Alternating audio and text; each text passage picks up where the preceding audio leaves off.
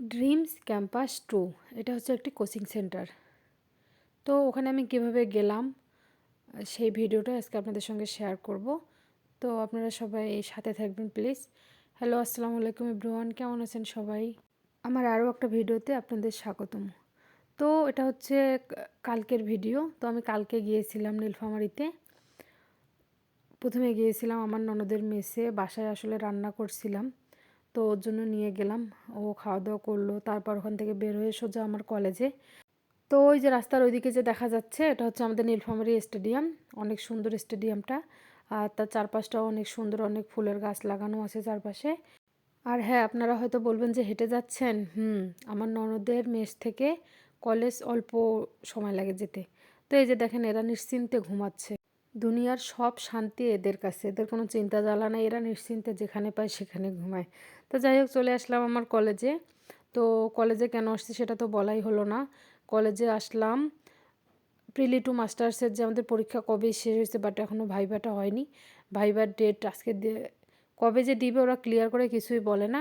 এটা নাকি কলেজ থেকে জানানো হবে, যোগাযোগ রাখতে হবে, তার জন্য আমি আসলাম।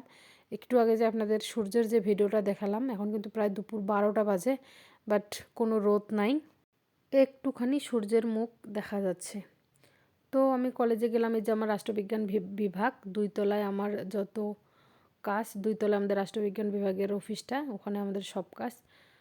তো এই যে দেখেন কত সুন্দর আমাদের সরকারি কলেজ। যারা যারা সরকারি কলেজ আসেননি তারা তারা অবশ্যই এসে ঘুরে যাবেন, কারণ আমাদের সরকারি কলেজটা অনেক সুন্দর। ওই যে ওইদিকে দেখতে পাচ্ছেন যে পুকুর, পুকুরের ওখানে আছে সিঁড়ি, তারপর হচ্ছে ওই যে শহীদ মিনার, চারপাশে অনেক গাছ লাগানো, ওখানে ছবি তোলার কিন্তু অনেক সুন্দর সুন্দর ভিউ আছে। প্রায় আমি দেখি নীলফামারীতে যাদের নতুন নতুন বিয়ে হয় বা বিভিন্ন অকেশনে, তারা সেজেগুজে ছবি তুলতে চলে আসে সরকারি কলেজে। তো সেখান থেকে একটু সরকারি হোস্টেলেও গিয়েছিলাম, ছাত্রীদের হোস্টেলে। ওখানে আমার এক আন্টি আছে, তাই ওখানে একটু ঘুরে আসলাম। তারপর আমার মেয়ে আর হাঁটতে পারতেছে না, তো নিয়ে নিলাম রিক্সা। আর একটু কিন্তু সামনেই যাব, কলেজ পার হয়েই সামনে ওই কোচিং সেন্টারে পিঠা উৎসবে ড্রিমস ক্যাম্পাস 2 নামের যে কোচিং সেন্টারটা আছে ওখানেই যাব। তারপর ওখানে গিয়ে দেখি ছোট ছোট আপুরা বাসায় বিভিন্ন ধরনের পিঠা তৈরি করে নিয়ে আসছে, অল্প পরিসরে আর কি। 3টা রুমে 3টা দোকান দিয়েছে ওরা। তো ভালোই লাগলো, ওরা নিজ হাতে যে বাসা থেকে তৈরি করে নিয়ে আসতে ভালোই লাগলো। এখানে তারা হিসাব করতেছে কে কতটা খাইলো, কে কত টাকা দিল, সবার কি হিসাব। তারপর ওরা আবার একটা সুন্দর সিস্টেমও করছে, একটা টোকেন তৈরি করছে, সেখানে লেখা আছে যে পিঠা সুস্বাদু হয়েছে বা পিঠা ভালো হয়েছে, এখানে টিকমার্ক দিয়ে ওদের বক্সে দিয়ে দিতে হবে।